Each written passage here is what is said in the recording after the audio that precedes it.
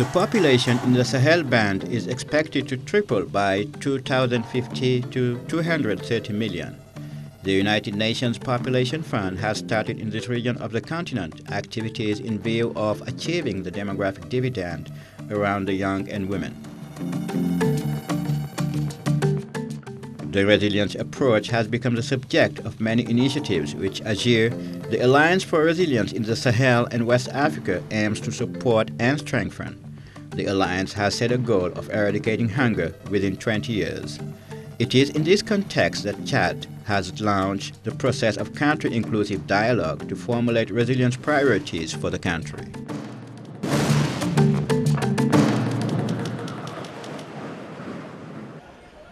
The Regional Office for West and Central Africa of the United Nations Population Fund opened in 2013. Based in Dakar, Senegal, this office covers 23 countries speaking French, English, Portuguese and Spanish, representing a total population of 377.1 million people. Notre mission principale, qui est la mission de l'organisation elle-même, nous voulons nous assurer que dans notre région, as to the very mission of the organization, we have to make sure that women, the couples who decide to have children, can have the right information and the necessary means, and pregnant women can deliver in safe conditions. And generally speaking, you know that Africa is a young continent. The countries of West and Central Africa have a young population, so these young people need to have access to the means to develop their potentialities. Vous savez combien l'Afrique est jeune. Les pays de l'Afrique de l'Ouest et du Centre ont une population jeune, que ces jeunes puissent avoir accès à des moyens leur permettant de développer leur potentialité. The Regional Office for West and Central Africa faces one of the highest fertility rates in the world, particularly in the Sahel. In this region, where the population is almost anachronistic, the average is 6 to 7 children per woman. A country like Mali has a rate of 3% annual population growth. The figures are identical in Niger, Burkina Faso and Chad. The area is all the more at risk because the population of the Sahel is expected to triple by 2050 to 230 million. Le Sahel est une région parmi tant d'autres, mais qui est caractérisée par plus de vulnérabilité. Vulnérabilité écologique, mais vulnérabilité aussi démographique. C'est dans le Sahel. The Sahel is a region among many others, but is characterized with more vulnerability, ecological vulnerability, but also demographic vulnerability. It is in the Sahel where we find the highest fertility rate. We have an average lineage of 6 kids per woman. And in this background where you have drought and floods every year during the rainy season. So we are working upwards to help families be more resilient, more resistant to shocks. Not only the ecological shocks, but also the demographic shocks. And this is justified with our investments in family planning, maternal and child health, and newborn health also, investments in empowerment of the young girls, access to education, efforts towards the religious leaders, boys and girls, traditional leaders so the young girl can grow up, so fight against early marriage. Les efforts que nous faisons avec les leaders religieux, les hommes, les garçons, les leaders traditionnels pour permettre à la jeune fille de grandir, donc lutter contre les mariages précoces. The project for the empowerment of the women of the Sahel and demographic dividend is one of the initiatives taken by UNFPA and its partners to address the situation. This project, funded at $200 million by the World Bank, has a main objective: the improvement of the economic situation of women and girls and reducing fertility. It is intended for Burkina Faso, Ivory Coast, Mali, Mauritania, Niger and Chad for a period of 4 years. Quand on parle de dividende démographique, a demographic dividend is different from the population control approach. It's about the quality of life of the populations. which is the most important. The project is expected to boost the efforts already made to improve the indicators in health, education, women's empowerment, etc. So we hope that this project will come up with new answers and strengthen the existing achievements. Et renforcera des acquis de ce qui se fait déjà sur le terrain. Il y a un fort engagement au niveau des pays, en tout cas en particulier dans le cas particulier de mon pays, le Niger. There is a strong commitment at country level. Well, at least regarding my country, Niger, because the head of state himself has made the call for action to the other countries. We displayed great volunteerism in identifying the challenges, including social and religious challenges, which are important constraints to these programs' efficient implementation. Niger took the necessary steps to undertake this reform and clearly indicated its willingness not only to set up the institutional conditions that will help the involved services make swift and important progress, but also, legislation-wise, to take upfront the necessary actions to enforce the necessary reforms. The demographic dividend is the acceleration of economic growth induced by the change in the age structure of the population of the country, where the proportion of dependent children decreases while that of adults of working age increases. This change in the age structure of the population goes through the decline in fertility, access to family planning, and the improvement of health and education of children, especially girls. On a aujourd'hui dans beaucoup de pays africains. In several African countries, we have an extremely important young population, and in 30 to 40 years, these people will get much older and will consume more than what they will produce.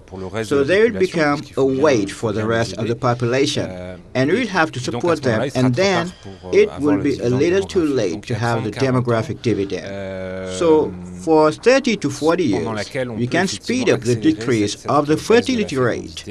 And if we do nothing during the next 15 to 20 years, Africa will not benefit from this demographic dividend, which highly benefited Asian countries and India. Par exemple, à l'Inde.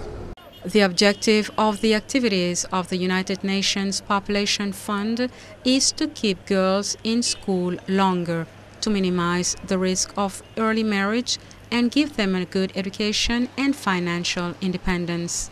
In order to put the economic transition into place, what we need to make sure is that when these youth are ready for jobs, ready to be employed, they have jobs available. So governments need to put in place policies to generate new jobs where these youth can be employed.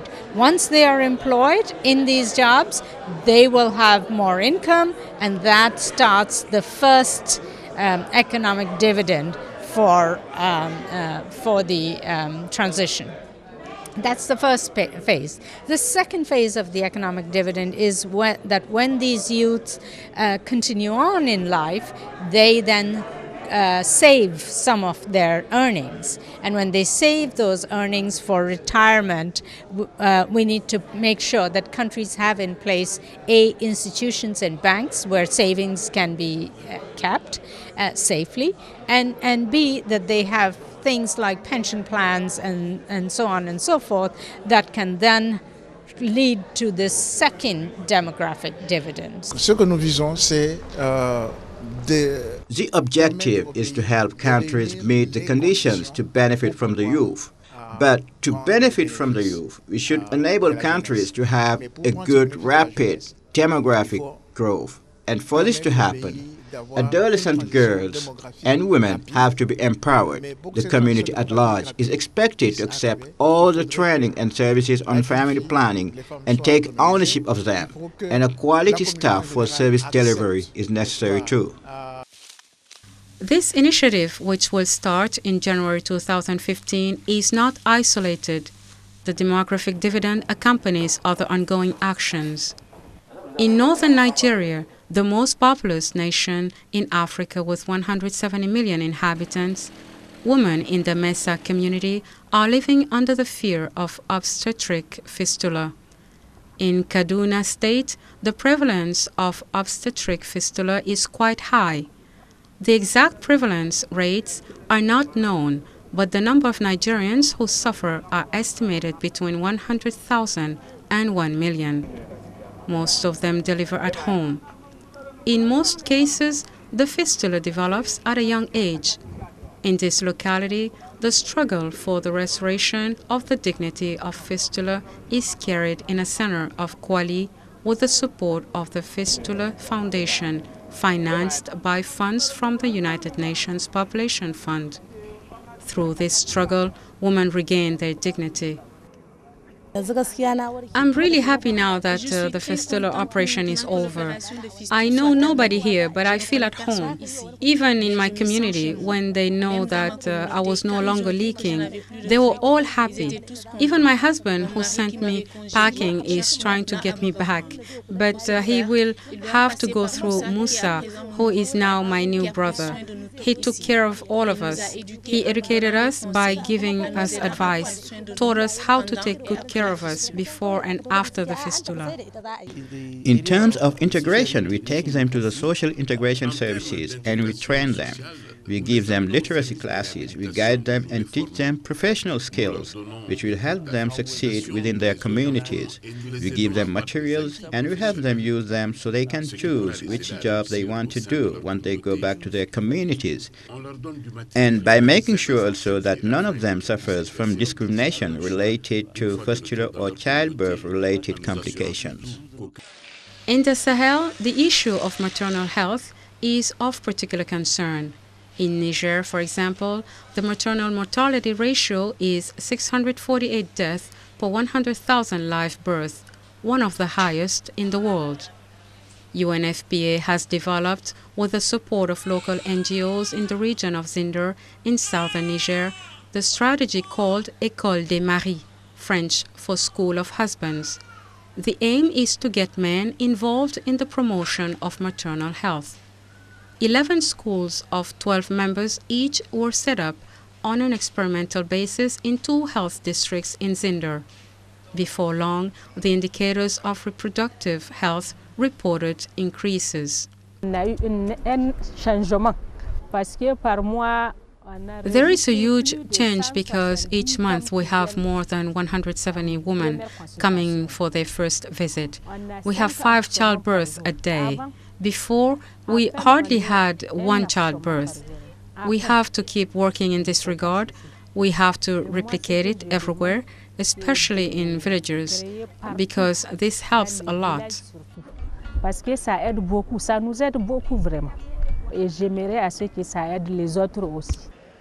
With 446 maternal deaths per 100,000 live births, maternal mortality is still high in West and Central Africa. Furthermore, 60% of the 377, 100,000 inhabitants recorded in 2012 in West and Central Africa are young. This promising youth could also become a challenge for the continent if a number of policies are not implemented.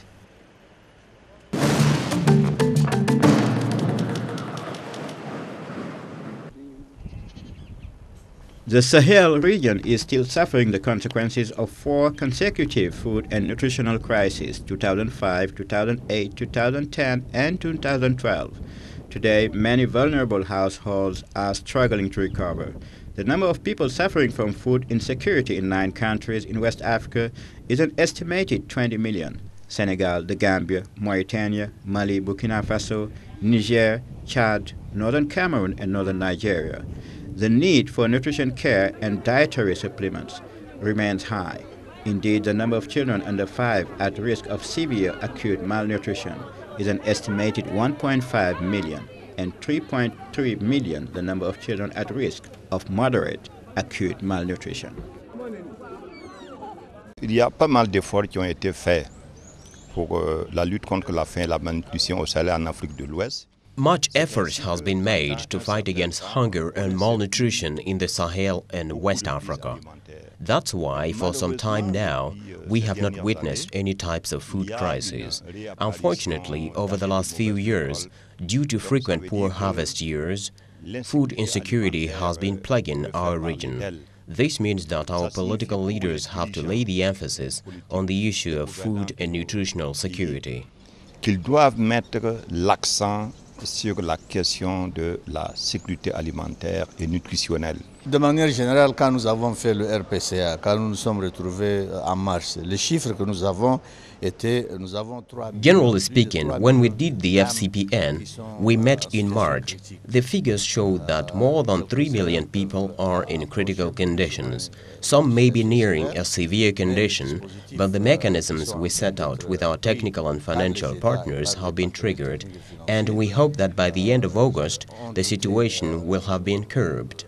Especially with the ongoing rains, this means that there should be some resilience in the markets and food should be available in the farms. La situation ne s'est pas empirée et surtout que les pluies ont bien continué. Ça veut dire qu'il va y avoir la présence des essences sur les marchés, il va y avoir quelque chose à manger des champs.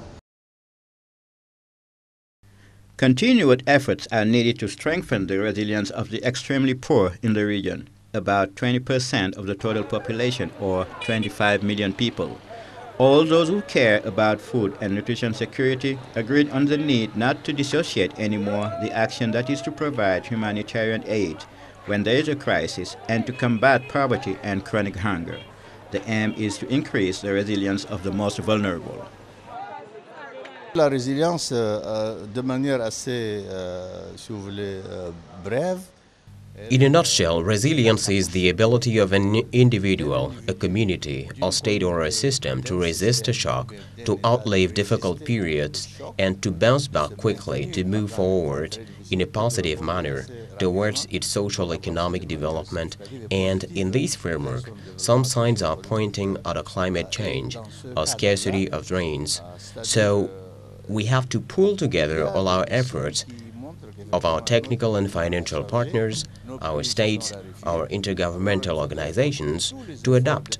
Resilience, in just one word, is what to do to adapt to this climate change and to lead a decent life. Et pouvoir mener une vie décente. The resilience approach has become the subject of many initiatives which AGIR, the Alliance for Resilience in the Sahel and West Africa, aims to support and strengthen. AGIR does not intend to be another initiative or an additional window of access to finance, even if its purpose is to channel more resources towards resilience. This is a long-term political partnership for the benefit of the effectiveness of the Sahel West African initiatives. Launched in December 2012 in Ouagadougou, the Alliance has set a goal of eradicating hunger by 20 years. C'est une alliance dont l'objectif est de réduire de manière structurelle.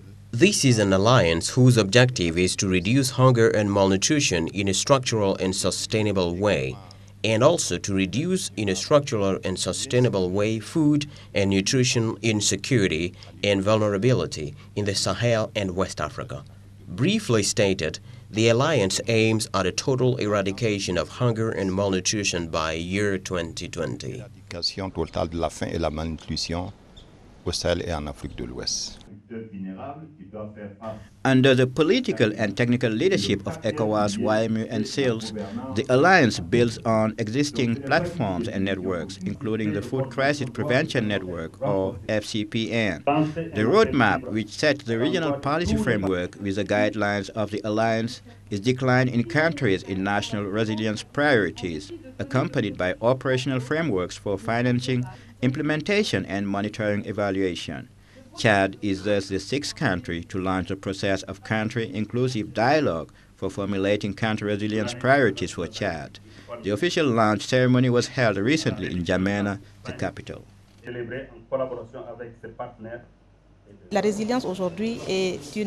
Resilience is currently a priority because when you do not understand the importance of the involvement of those who are the victims of some poor planning schemes, there is a problem.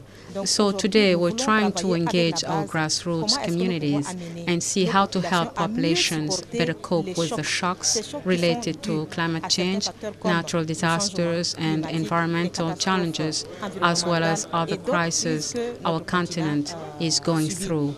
When these populations are better assisted, when we get them in our planning system because the rural areas produce food and support the urban people, we should promote resilience to further strengthen the capacities of our populations.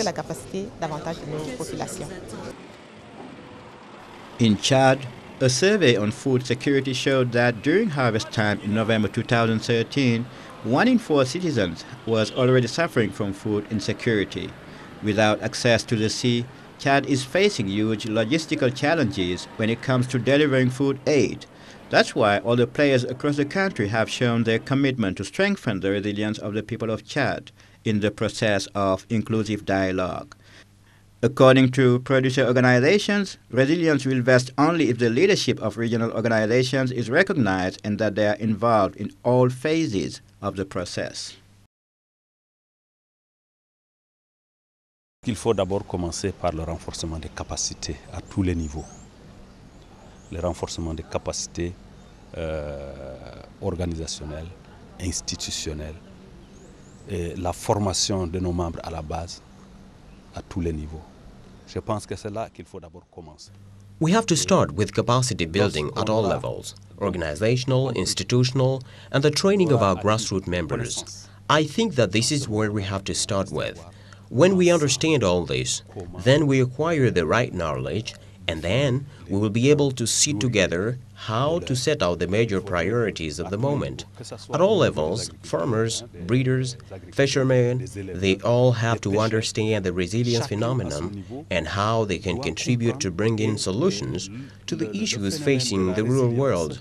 So each and every one of them at their levels understand the resilience phenomenon first, understanding this word, why resilience, and see how everybody can contribute, not only leave the floor to the development partners, the NGOs, the technical and financial partners, they all talking about resilience, but it should not stop there. This should be taken down to the grassroots communities to better understand the issue and address it properly. Les partenaires techniques et financiers parlent de la résilience, que ça ne s'arrête pas seulement à ce niveau et que le discours également se rabaisse au niveau le plus bas pour mieux comprendre le phénomène et mieux aborder la question. Avec ce lancement, nous nous attendons à ce que dans les semaines et mois à venir, le Tchad puisse aboutir à ce. With this launch, we hope that in the incoming months and years, Chad will achieve what we refer to as the Country Priority Resilience Paper. But prior to that, the country inclusive dialogue has to be conducted with all the actors involved in resilience, and if this inclusive dialogue is well conducted, this will help all the resilience actors to exchange, discuss, and adopt the country priorities for the Chad Republic. And these priorities will need a special attention because Chad, as several African countries involved in the AGI alliance, has decided to turn resilience into an important development program. That's why it is extremely important to define country resilience priorities. A décidé de faire la résilience un thème important de développement. C'est pour ça que la détermination des priorités de résilience pays, c'est extrêmement important. For technical and financial partners, it is important to stress on resilience. Otherwise, the funds would go further to help with short-term needs at the expense of investment in development. To avoid this, we must act in the short term, while at the same time ensuring that the answers are within the long term to connect these two levels of action. This humanitarian and development assistance will be connected with precisely the main focus on the most vulnerable.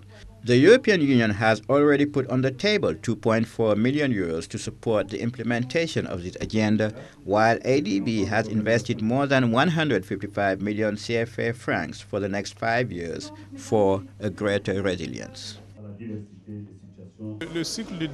For a long time, the development programs have been built on the projects and it takes 5 to 6 years to implement them. But unfortunately, the skills of the administrations to implement these projects have not been strengthened. So there is a re-eruption of crises, and as a consequence, we are obliged to be resilient by combining the two short-term actions, knowing that we will have to address a cyclical issue to get to the structural issue.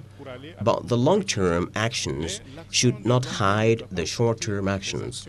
The donors work more on development programs, but on the basis of the policies defined by the government.